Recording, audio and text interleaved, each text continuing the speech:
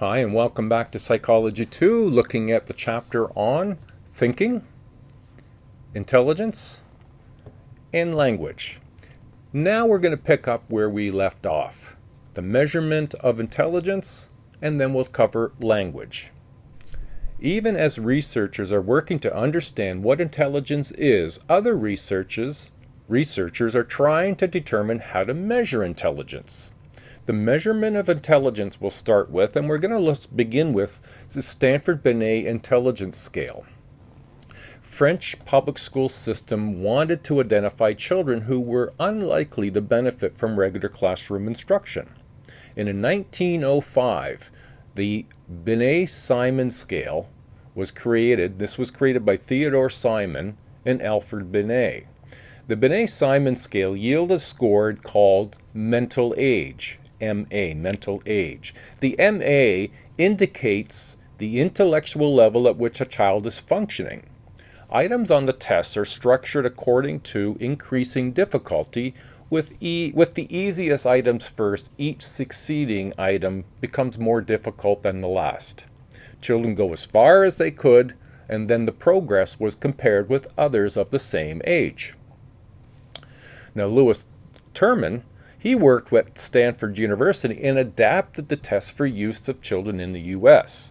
The test became known as the Stanford-Binet Intelligence Scale, the SBIS, and the test was used with children ages 2 to 16. The SBIS yielded an intelligence quotient, or an IQ, rather than a mental age. IQ reflects the relationship between a child's mental age and their actual chronological age. You'll see, IQ is the mental age over chronological age times 100, and that produces a score. Today's IQ scores are derived by comparing results of those other people in the same age category. Now, a second testing is what's known as the Weschler Scales. David Weschler developed a series of scales where each subtest measures a different intellectual task. These scales can be grouped into verbal task, required knowledge on verbal concepts, and performance tasks, required familiarity with spatial relationship concepts. Weschler introduced the concept of deviation IQ. He based IQ on how a person's answers compared to those who attained by people of the same age group. The average level is defined as IQ, and it's a score of 100. IQ scores were distributed so that the middle 50% of them were defined as the broad average, and that was a range between 90 and 110. Only 4% of the population have an IQ above 130 or below 70. Now, there's another form of test, and it's known as group tests. Now, group tests were first developed during World War I for the use with large numbers of people in schools and in the armed forces. Today, several group tests are widely used, such as the Canadian Cognitive Abilities Test, the California Test of Mental Maturity, and the Otis Lennon Mental Ability Test. However, numbers alone cannot adequately reflect children's abilities and talents. Just one source of information where a variety of sources may be more beneficial for students. Now, differences in intellectual functioning. Now, there has been issues with IQ measurement, as they in no way consider social factors, gender, or other diversity issues that measurement tools do not consider. What other factors might be influencing intelligence and intelligence tests? So we'll touch on gender differences. Girls are somewhat more superior to boys in verbal ability, and boys seem to do somewhat better on manipulation visual images and working memory. Males, they generally obtain higher scores in math tests. Historically, it has been clear women have been excluded from world affairs and STEM. STEM being science, technology, education, and mathematics. And so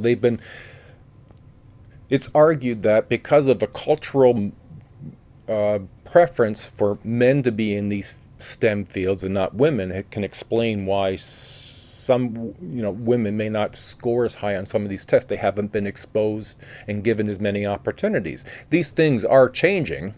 However, they've been a long-standing inequity. These are group differences between men and women. There are differences within groups, that is, between men and between women. The larger differences are between women and then between men. That seems to be the largest difference. Now, another reason that some of these differences can occur in scores is socioeconomic and ethnic differences. Intelligence tests score differ between ethnic groups. European North Americans and Asian North Americans tend to score higher than other ethnic groups. Lower class students obtain IQ scores 10 to 15 points lower than those obtained by middle or upper class children. Native Canadian children tend to score lower than non-native Canadian children on IQ tests. Researchers have determined that there are additional factors that influence differences in intelligence scores among ethnic groups. Socioeconomic status, cultural attitudes towards education. The recognition of cross-cultural assessment of intelligence is flawed, and the biases exist within the tests. Most psychologists believe that ethnic differences reflect attitudes towards education rather than inborn racial differences. Research shows that parental encouragement and supervision in combination with peer support and academic achievement partially explain the superior performance by some ethnic groups. Now, there is an argument, the nature-nurture in intelligence. Here we're going to explore the nature, which is genetic influences, versus nurture, which are environmental influences. And the argument is related to intelligence. So genetic influences on intelligence research, it has been completed, includes kinship studies, twin studies, and adoptee studies. Now you'll see in figure 7.8 on page 172 a breakdown of this. IQ scores of identical twins are more alike than scores of any other pairs. All in all, studies generally suggest that the heritability of intelligence is between 40 and 60%. Brain imaging explored possible gender differences in intellectual functioning. Brain hemispheres may be more specialized in males than in females. Women appear to be using both hemispheres for certain functions, a greater chance for recovery if there's ever damage to one hemisphere or the other. Now we can also look then, therefore, at the environmental influence, the nurture part of intelligence. The home environment and style of parenting can influence intelligence. Children of mothers who are emotionally and verbally responsive, engage with children, furnish appropriate play materials and are involved with their children, encouraging independence and providing varied daily experiences during the early years, often can obtain higher IQ scores later on. Organization and safety in the home have also been linked to higher IQs and achievement on achievement tests, scores, and at later ages in life. We can add to this education. Education contributes to intelligence. The Aboriginal Head Start programs enhance IQ scores, achievement scores, and academic skills on the Native Canadian children. Children who have been in school longer obtain higher IQ scores. IQ scores tend to decrease during summer vacation. Surprise! Now there's an effect that's known as the Flynn effect. Flynn found that IQ scores in the Western world increased substantially between 1947 and 2022 by around 18 points. The genetic code could not have changed enough in that time to account for those differences. We do not evolve anywhere near that time frame. Thinking in the neighborhood closer to 50 to 100,000 years is more realistic. Instead, this change is attributed to social and cultural factors, including the improved educational system and the penetration of mass media.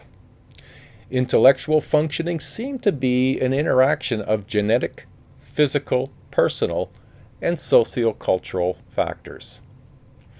Now, emerging later in the last 30, 25 years has been another form of intelligence that's taken some front and center, and that is emotional intelligence.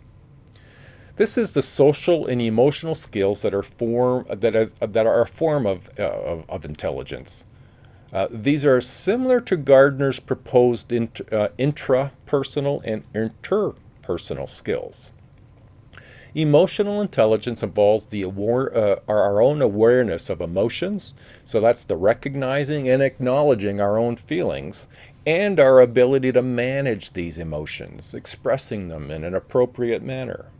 And the self-motivation, that is the strength of emotional self-control, and the pursuing of worthy goals and persisting in a task. Failure to develop this intelligence is connected with poor ability to cope with stress, depression, and aggressive behavior. Now, critics state that these areas are important for determining life outcomes, but there is nothing to gain by calling them intelligences. So if we move into the next sort of an area and we start looking at creativity and intelligence, are they related? Are they connected in some capacity? Creativity may be defined as the ability to do things that are novel and useful. Creative people share characteristics. Things like they take chances. They refuse to accept limitations. They appreciate art and music, and they use materials around them to make unique things. They challenge social norms. They take unpopular stands. They examine ideas that other people accept at face value. Now, there's two types of thinking that can contribute to creativity. One is called convergent thinking. This is where thought is limited to only what's available to me here and now, the present facts. And then divergent thinking. Here the problem solver associates freely to the elements of the problem. Problem solving can involve both kinds of thinking. Now, the research indicates that the relationship between intelligence test scores and standard measures of creativity are only moderate. All right, we've concluded our review of intelligence, and now we're going to move on to language. What is language? The bits and pieces of language and the theories of language, looking again at nature-nurture. So language, communication by non-humans. Language is a system of symbols, along with rules that are used to manipulate the symbols. Now, apes have been taught to use symbols to communicate as a way of looking at non-humans and communication. Do apes really use language? Well, chimpanzees do not have a vocal tract adapted for speech, and their communications using sign language or symbols consist of constructions strung together rather than a sentence. Although apes have a hyoid bone, this is the bone in our necks that assists with speech. Theirs is anterior in their neck, ours is posterior. And so that makes a huge difference. Now, the two apes referred to in your text, Washoe was taught to use 181 signs by the age of 32, and Kanzi is reported to have the grammatical abilities of a 2.5-year-old child. Now, critics suggest that apes can string together signs in a given sequence to earn rewards just as pigeons can, lower on the evolutionary scale, if you will, and can learn to peck buttons in sequences. It can take apes longer to learn new signs than it takes children to learn new words. Apes are unreliable in their sequencing of signs, suggesting that by and large they do not comprehend the rules of grammar. It doesn't mean they don't communicate, just not in language structures like what humans do. People observing apes' sign may be subject to the observer bias, where they positively acknowledge signs as being meaningful, when maybe they're not. So, what is language? Language is the communication of thoughts and feelings by means of symbols that are arranged to rules of grammar. Language is one of the human assets that have enabled us to survive and prosper. Rigorous definitions suggest only humans use language. Language makes it possible for us to communicate knowledge to one another. It creates a vehicle for recording experiences. Language allows us to put ourselves in the shoes of other people and to learn more than what we could learn through just direct experience. Provides many units of thinking. True language is distinguished from the communication systems of lower animals by properties such as semanticity, infinite creativity, and displacement. So let's look at those. Semanticity. This is the sound of language has meaning. So semantic. Infinite creativity, the capacity to create rather than just imitate sentences. And then displacement, the capacity to communicate information about events and objects in other time or place. So there's qualities about language that we possess that apes and other non-humans don't. Language and cognition, this component here, the relationship is not often thought about. It is very complex and not always obvious. Jean Piaget believed that language reflects knowledge of the world, but that much knowledge can be acquired without language. We can understand the concepts of roundness or red even when we don't know or use the word round or red. A term introduced to describe the thinking about thinking is called metacognition. It's considered to be a part of intelligence. It's somewhat of a self-reflective activity. When we consider a different way of approach to a problem, an issue, or a concern, we often try to correct our thinking. We use metacognition. Language and culture is more about how or in what way does culture affect language. The linguistic relativity hypothesis. Language structures the way we perceive the world. The English language has hundreds of words to describe colors. The Shona-speaking people have only 3 words for colors. Your text highlights the Inuit word for snow, or words for snow. This theory is not widely accepted due to things like infants displaying considerable intelligence before they have learned to speak. They are representing the world without words. So what makes up language? What are the bits and pieces of language? So we're going to go through all the little bits and pieces of what makes up our language. And we're going to start with phonemes. Now phonemes, these are the smallest units of sound. They form the basic building blocks of the spoken language. 3 phonemes together form the sound of the word cat. The C, which sounds like a K, A, and T, phonemes do not sound like the letters of the alphabet as we recite them, and letters that may be combined create phonemes such as TH or CH.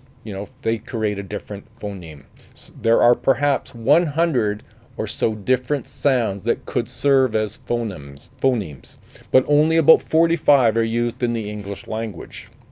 Morphemes, this is the smallest unit of meaning. In almost all cases in the English language, the morphemes is made of 2 or more phonemes. A few phonemes act as morphemes, such as the article a and the personal pronoun I. Many words in the English language are single morphemes.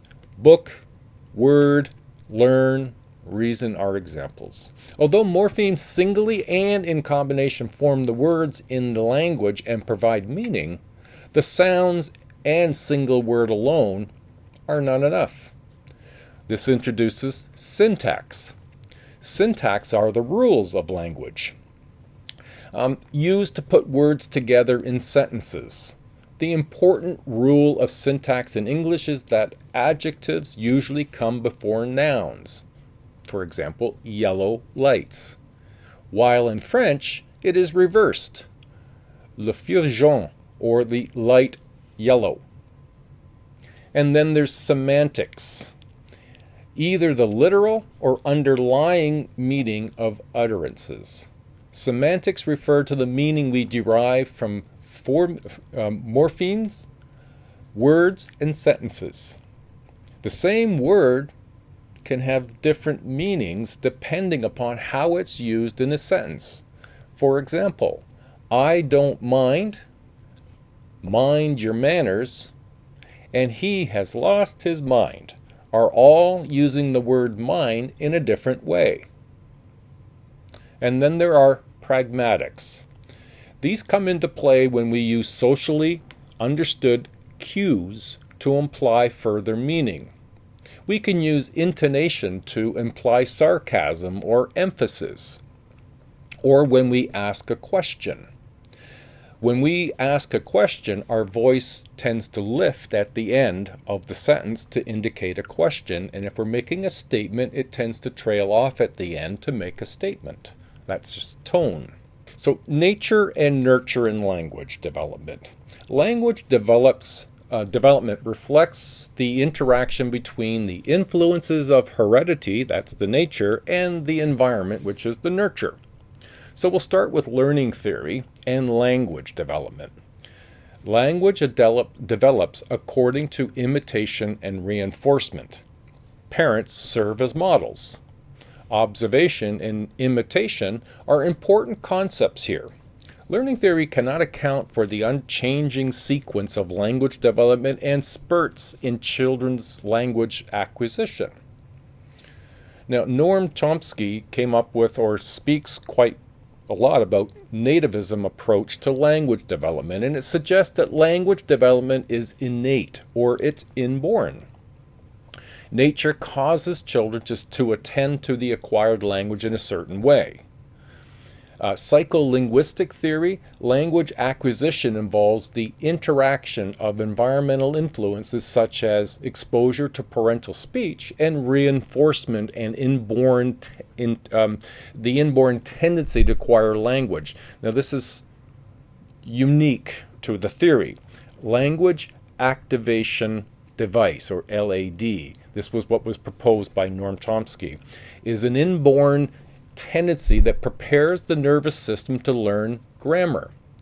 Universal grammar and underlying set of rules for turning ideas into sentences.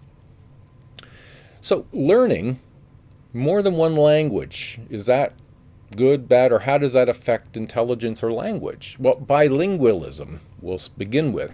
Learning a second language is advantageous for linguistic, cognitive, and social development. Students in French immersion school develop stronger language competence skills and perform better in the reading and comprehension component of the EQAO testing in grade 3 and grade 6. So now, this again as a reminder that we do these things more as a review in the video, so that's completing thinking, intelligence, and language on the chapter. Now we're going to explore this chapter on development next week, where we're going to review prenatal development, physical, cognitive, and moral and social development over our lifetime. So we'll see you next week. Good luck, everybody. I hope it's going well. Bye for now.